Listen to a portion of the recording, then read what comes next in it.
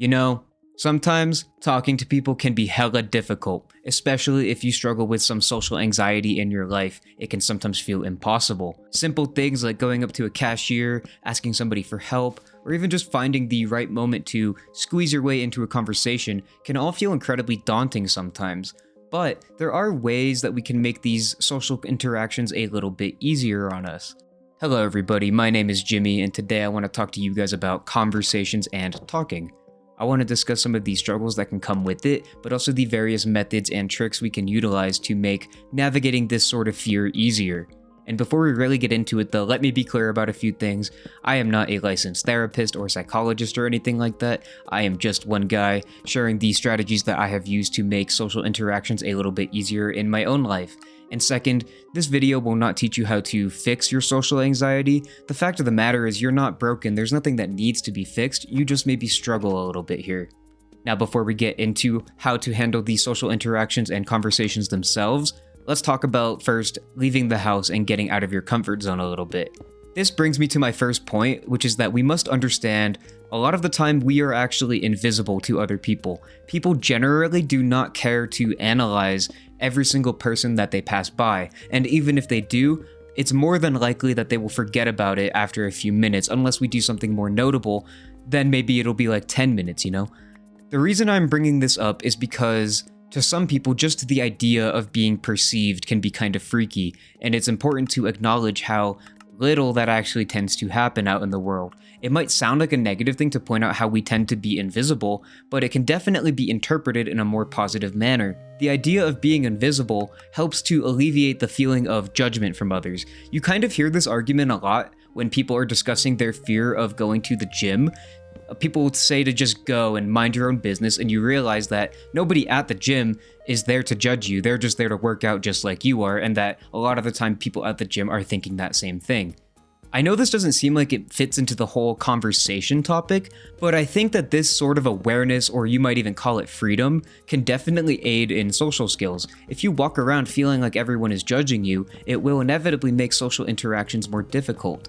But if you walk around with the mindset of like, oh, people will make of me what I give to them, then it can already feel like you have more confidence, you might even say more control. Now let's talk about the actual art of conversing, and I've got a few little tricks here for you, some real dark psychology. If your first thought when the idea of talking to someone is brought up is, I don't think I'll have enough to say, or what if I say the wrong thing, or what if they get bored of me, then this first tip should kind of help you a lot, I feel like. So when I was in school, I had to learn a lot about how to interview people, and one of the biggest things they told my peers and I was that people, more often than not, enjoy talking about themselves or just enjoy being the ones talking in general. And this is something that you can totally take advantage of to make conversations flow a bit easier. What it really boils down to is just asking questions. If someone is talking to you and they say they're like, man, last night I ate the most yummiest mushroom stew of my life. Man, it was so good. It honestly has changed me for the better. You could just say like, oh, cool, and leave it at that, but that might be awkward. And if your goal here is to get better at conversating, we have to be a little bit adventurous and not be so vague and bland. You should ask follow-up questions like, oh, what did you put in the mushroom stew? Which will give them an opportunity to elaborate. Or if you feel really stuck and you just don't know what to say to something like that, you feel like they haven't given you enough to go off of, I would recommend just repeating something they said as a question. So instead of asking that follow-up question, like the example I just gave, you would just say something like, mushroom stew, and more often than not, they'll probably just elaborate on it from there. You can think of this form of question as like gathering information, right? If you feel like what they're telling you doesn't give you enough to conversate back or enough context for what they're even talking about, this is a great way to get them to elaborate without needing a lot of input from you, allowing you to sort of remain more passive in the situation. I will say though, I don't recommend spamming that move, because if you just keep repeating things that they've said, they might catch on and like say something like, why are you just repeating everything I'm saying? But it's handy in a pinch if you just need some more information or want them to elaborate on something. Just be simple about it. Just repeat what they said and they'll probably explain it in better terms. For more consistent results, I think just asking follow-up questions in general is a safe way to go. If you keep your mindset curious, conversation tends to flow quite nicely. Another thing I want to mention kind of pertains to when the ball is in your court. It's your turn to be active instead of passive.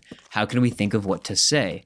It's gonna sound so dumb, but really, you just need to be you. If your friend was talking about their mushroom stew that they had last night, and then they ask you, well, what did you have for dinner last night? Just answer honestly. Don't make stuff up. Don't talk about something you don't understand as if you do. Just be you. If you respond with actually, I had plain spaghetti last night and it kind of sucked. If that's your authentic answer, then the other person will surely have something to say about that. They might even ask you a follow-up question, which you can then answer and follow up with another question. You kind of see what I'm getting at here? Because earlier we talked about questioning as if it was the primary way to keep a conversation going. The truth is, though, conversations should, more often than not, be a two-way street. It's totally fine if you willingly want to take a passive role in a conversation and you just want to ask questions and listen to this other person talk because you like listening to them talk more than you want to talk in the conversation. That's fine. But if your goal is to actually converse, then having this sort of back and forth thing going on is the best way to have that. A conversation shouldn't really be one-sided unless you want it to be and you purposefully give them that position. Do you know what I mean? Once you understand that asking questions and being your honest self are the kind of two main pieces that keep a conversation going, it can already start to feel a lot easier to hold these conversations, even with people you don't think you could hold them with. Improving at conversing is also realizing that they don't need to keep going. If you and someone else have been talking for a bit, like maybe over 5 minutes, it might be time to wrap things up unless everyone involved is still really enjoying it. In many cases, if you're talking to people who aren't exactly your friends, like maybe it's like someone you ran into or whatever, it is not a bad thing to just kind of have it be brief and end it a little preemptively sometimes. If the conversation sometimes feels like it's declining a little bit, you might see that as an opportunity to sort of escape if you don't really want to be talking that long. You can always just give a simple, well, I've got stuff to do or I've got somewhere to be. But it was nice talking. I'll see you around. And just leave it at that. You're being polite, concise, and you're getting out of there.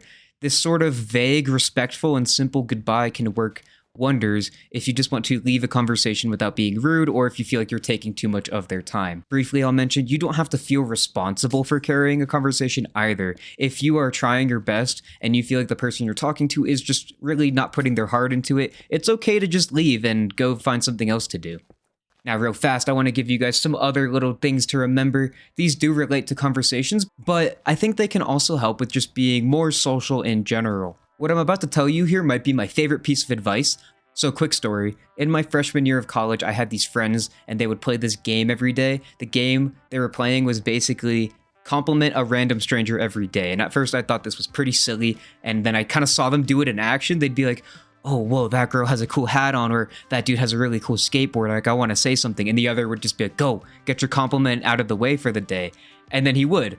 And I remember specifically one time it was 11:53 p.m., almost the next day, and my friend was like, damn it, I still haven't gotten my compliment in today. And he was scrambling to find someone cool to say something to, and he did eventually.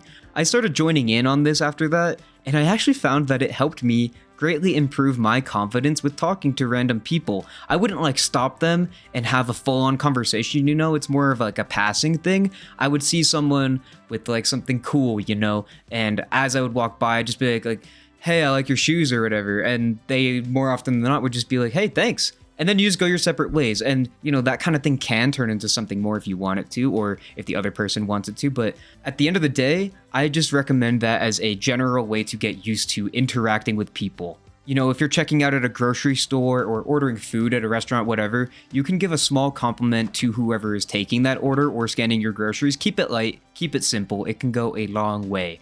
And real fast, I also just wanted to say that paying attention to body language is also a decent habit. It can always help you discern whether or not someone is enjoying the conversation or is trying to leave. I'm not going to go super in depth about that, but I thought it was worth bringing up. Now, obviously, a lot of this advice might feel pretty vague, but that's because it's kind of meant to be applicable to any number of situations. Some conversations will, of course, be harder than others, and some conversations that should be simple can sometimes turn into unskippable cutscenes that we don't want to be a part of. However, if I'm being real, these more difficult or weird situations or awkward situations can help build these skills further. And this takes me to one last little bit of advice. The best way to get better at conversations is to have more conversations. Just be a little open to it. The next time someone initiates some small talk with you, try and just like entertain it a little bit.